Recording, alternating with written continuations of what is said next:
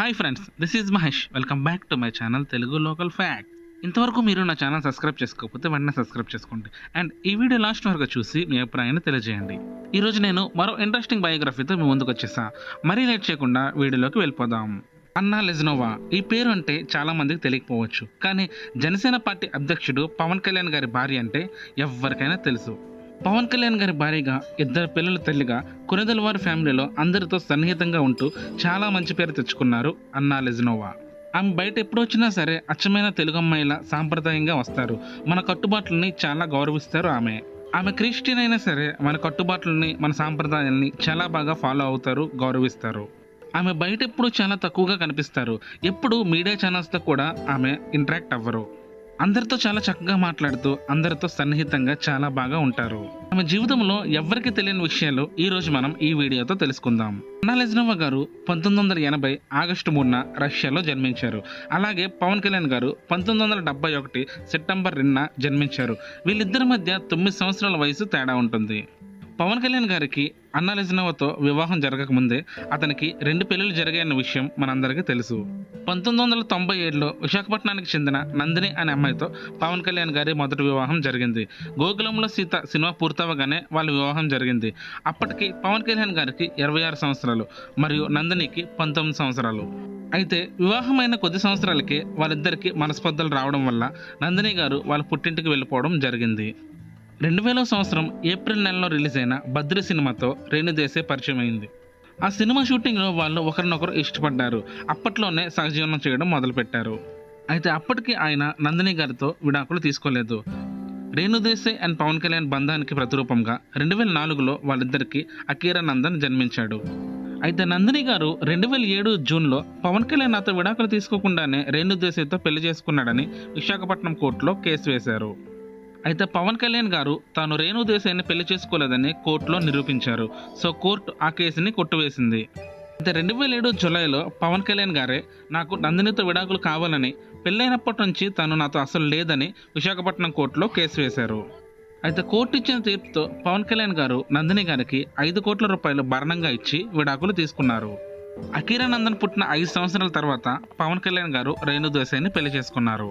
వాళ్ళ వివాహం అయిన తర్వాత 2010లో పవన్ కళ్యాణ్ గారికి అండ్ రేణుదేశాయ్ గారికి ఒక కుమార్తె జన్మించింది. తన పేరు ఆద్య. అయితే అన్నా లెజ్నోవా గారి విషయానికి వస్తే 2011లో తీన్మార్ షూటింగ్ జరుగుతుంది. ఆ సినిమాలో బార్బీ బొమ్మకు చెల్లెలేవా అనే పాట ఉంటుంది కదా, ఆ పాటలో పవన్ కళ్యాణ్ గారి పక్కన సైడ్ డాన్సర్గా చేసింది అన్నా లెజ్నోవా. కావాలంటే ఇప్పటికీ మీరు ఆ పాటలో 3 నిమిషాల 44 సెకండ్స్ వద్ద వైట్ డ్రెస్లో ఉన్న అమ్మాయిని మీరు చూడవచ్చు. తానే అన్నా లెజ్నోవా. కేవలం 2 సెకండ్లు మాత్రమే కనిపిస్తుంది. అయితే తీన్మార్ సినిమాలోనే మరో ప్రధాన పాత్ర చేసిన రష్యా అమ్మాయి డానా మార్క్స్నే అన్నా లెజ్నోవా అనుకుంటారు, కానీ కాదు. అయితే తీన్మార్ సినిమాలో అన్నా లెజ్నోవా గారికి పవన్ కళ్యాణ్ గారికి మధ్య మంచి సాన్నిహిత్యం ఏర్పడింది. మంచి అభిప్రాయ భేదాలు ఏర్పడ్డాయి. వాళ్ళిద్దరి బంధానికి ప్రతిరూపంగా 2013లో అన్నా లెజ్నోవా గారికి అండ్ పవన్ కళ్యాణ్ గారికి ఒక కుమార్తె జన్మించింది. పవన్ కళ్యాణ్ యొక్క తల్లి అంజనాదేవి గారిపై మమకారంతో పవన్ కళ్యాణ్ ఆమె కుమార్తె పేరులో అంజనా అని చేర్చారు. అలాగే రేణుదేశాయ్ గారితో వివాహానికి ముందే అకీరా అండ్ అన్నా లెజ్నోవా గారితో వివాహానికి ముందే పొలేనా జన్మించారు.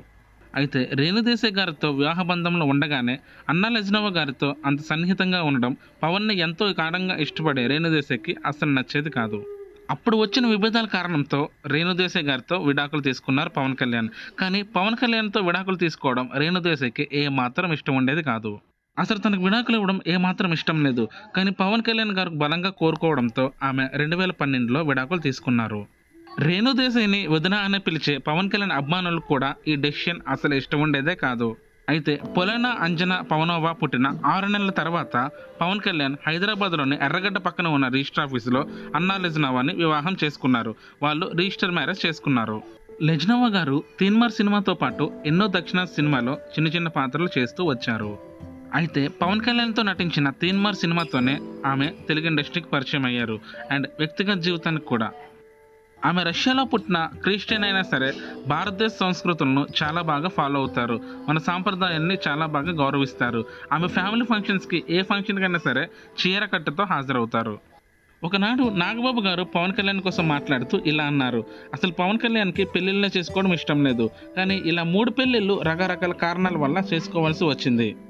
మొదటి భార్య నందిని, రెండో భార్య రేణు దేశాయ్ భారతీయులైనప్పటికీ వాళ్ళకి తెలుగు స్పష్టంగా మాట్లాడడం వచ్చినా సరే మా ఫ్యామిలీతో అంత కలిసిమెలిసి ఉండేవారు కాదు. కానీ అన్నా లెజ్నోవే అలా కాదు, మా ఫ్యామిలీతో చాలా సన్నిహితంగా ఉంటారు అని చెప్పారు. అన్నా లెజ్నోవే గారు చాలా మంచి అమ్మాయి, కుటుంబంతో చాలా కలిసిమెలిసిగా ఉంటుంది. అండ్ అకిరాని అండ్ ఆద్యాని కూడా సొంత పిల్లల్లాగే చాలా బాగా చూసుకుంటుంది అని చెప్పుకొచ్చారు. 2017 అక్టోబర్ 10న పవన్ కళ్యాణ్కి అండ్ అన్నా లెజ్నోవా గారికి ఒక కుమారుడు జన్మించాడు. తన పేరు మార్క్ శంకర్ పవనోవిచ్గా పెట్టారు. చిరంజీవి గారి పూర్తి పేరు శివశంకర్ వరప్రసాద్. అందులో శంకర్ని తీసి తన కొడుక్కి ఆ పేరుని పెట్టుకున్నారు. దీనితో పవన్ కళ్యాణ్ చిరంజీవి పైన ఉన్న అభిమానాన్ని చాటి చెప్పుకున్నారు. నందిని అండ్ రేణు దేశాయ్తో వివాహం జరిగినప్పటికీ వాళ్ళతో కొద్ది సంవత్సరాలు మాత్రమే పవన్ కళ్యాణ్ ఉన్నారు. కానీ 2013లో అన్నా లెజ్నోవాను పెళ్లి చేసుకోగానే ఇప్పటి వరకు వాళ్ళిద్దరి మధ్య మంచి సంబంధం ఏర్పడింది. రేణు దేశాయ్కి జన్మించిన ఇద్దరు పిల్లలు అకిరా అండ్ ఆద్యాని ఎప్పుడైనా చూడాలనిపిస్తే పూణే వెళ్ళి చూసొస్తారంట పవన్ కళ్యాణ్ గారు. అండ్ కొన్నిసార్లు ఇక్కడికే వాళ్ళని రప్పించుకుంటారు. అకీరా అండ్ ఆద్య ఎప్పుడు హైదరాబాద్ వచ్చినా సరే తన సొంత పిల్లలాగే ప్రేమగా చూసుకుంటారంట అన్నా లెజ్నోవే గారు. ఒక సాధారణ మధ్యతరగతి కుటుంబంలో పుట్టిన అన్నా లెజ్నోవే గారు ఎప్పుడూ చాలా సింపుల్గా నార్మల్గానే ఉండడానికి ఇష్టపడతారు. ఎప్పుడూ సినిమాలతో అండ్ రాజకీయాలతో బిజీగా ఉండే పవన్ కళ్యాణ్ని ఆమె ఎప్పుడూ సపోర్ట్ చేస్తారు, వెన్నంటే ఉండి నడిపిస్తారు. అండ్ వాళ్ళ పిల్లల్ని చాలా బాగా చూసుకుంటారు. పవన్ కళ్యాణ్ గారు హిందూ అయినప్పటికీ వాళ్ళిద్దరు పిల్లల కోసం బాప్టిజం తీసుకొని అండ్ రష్యా పేర్లనే పెట్టారు అన్నా లెజ్నోవే అండ్ పవన్ కళ్యాణ్ దంపతులు. పవన్ కళ్యాణ్ గారి హిందూ సాంప్రదాయాల్ని లెజ్నోవా గారు ఎప్పుడూ గౌరవిస్తూనే ఉంటారు. అండ్ లెజ్నోవా గారి క్రిస్టియానిటీని కూడా పవన్ కళ్యాణ్ అదే గౌరవిస్తారు. కుటుంబ బాధ్యతలు అండ్ ఆర్థిక పరిస్థితుల కారణం వల్ల లెజ్నోవా గారు తన ఎడ్యుకేషన్ని హై స్కూల్తోనే ఆపేశారు. ఆ తర్వాత మోడలింగ్ రంగంలోకి అడుగుపెట్టారు. చిన్న చిన్న సినిమా అవకాశాలు వస్తుంటే అవి చేస్తూ ఇంత స్థాయికి వచ్చారు. అంతా మిడిల్ క్లాస్ నుంచి ఇప్పుడు పవన్ కళ్యాణ్ గారి భార్యగా ఎంతో పేరు తెచ్చుకున్నారు. అన్నా లెజ్నోవా గారి వ్యక్తిత్వం చాలా మంచిది. ఇప్పుడున్న ఈ మోడర్న్ టెక్నాలజీలో అందరూ చాలా సోషల్ మీడియా అకౌంట్స్ వాడుతుంటారు. కానీ లెజ్నోవా గారికి ఒక సోషల్ మీడియా అకౌంట్ కూడా ఇప్పటి వరకు లేదు. అండ్ సోషల్ మీడియాలో ఆమె అసలు యాక్టివ్గా ఉండరు. సోషల్ మీడియాకి చాలా దూరంగా, కుటుంబ బంధానికి చాలా దగ్గరగా ఉంటారు అన్నా లెజ్నోవా గారు. పవన్ కళ్యాణ్ గారిలో మంచితనంతో కూడిన ఆవేశం మాత్రమే అందరికీ కనిపిస్తుంది. కానీ లెజ్నోవా గారిలో మాత్రం మంచితనంతో కూడిన మంచితనం మాత్రమే కనిపిస్తుంది. తన భర్త పిల్లలు తప్ప వేరే లోకం ఏది లేదంటూ ఉంటుంది అన్నా లెజ్నోవా గారు. పవన్ కళ్యాణ్ గారు మరి అన్నా లెజ్నోవా ఎప్పటికీ ఇలానే కలిసిమెలిసి ఆనందంగా ఉండాలని మనం ఎప్పటికీ కోరుకుందాం. అండ్ ఇప్పుడు ఆంధ్రప్రదేశ్ పాలిటిక్స్లో ఎంత కీలకంగా పవన్ కళ్యాణ్ గారు మారారో మీ అందరికీ తెలుసు. కూటమి విజయానికి ముఖ్య కారణం మన పవన్ కళ్యాణ్ గారే. 100% స్ట్రైక్ రేట్తో దూసుకుపోయింది జనసేన పార్టీ. అండ్ ఇప్పుడు ఆయన డిప్యూటీ సీఎం అయ్యారు. So congratulations sir. Pawan Kalyan గారి ఇంపాక్ట్ వల్ల మన ఆంధ్ర రాష్ట్రంలో ఖచ్చితంగా ఏదో ఒక చేంజ్ వస్తుందనే నమ్మకంతోనే నేనున్నా. నేనే కాదు, చాలామంది ఆయన అభిమానులు అలానే ఉన్నారు. అండ్ నేను ఏ పార్టీకి సపోర్ట్ కాదు, ఎవరు మంచి చేస్తే వాళ్ళకి మాత్రమే నేను సపోర్ట్. ఇది ఇవాళ వీడియో ఫ్రెండ్స్. ఇలాంటి ఇంట్రెస్టింగ్ వీడియోస్ కోసం ఇప్పుడే నా ఛానల్ సబ్స్క్రైబ్ చేసుకోండి. అలాగే కింద కనిపిస్తున్న బెల్ బటన్ కూడా యాక్టివేట్ చేసుకోండి. నేను నెక్స్ట్ పెట్టే ఇలాంటి ఇంట్రెస్టింగ్ వీడియోస్ మీరు ఎప్పటికీ మిస్ కారు. అండ్ మీకు ఎలాంటి బయోగ్రఫీస్ కావాలో కింద కామెంట్ బాక్స్లో కూడా తెలియజేయండి. నేను ఖచ్చితంగా వాటిపైన వీడియో చేయడానికి మాత్రం ట్రై చేస్తాను. Please like this video and support me. Thank you guys.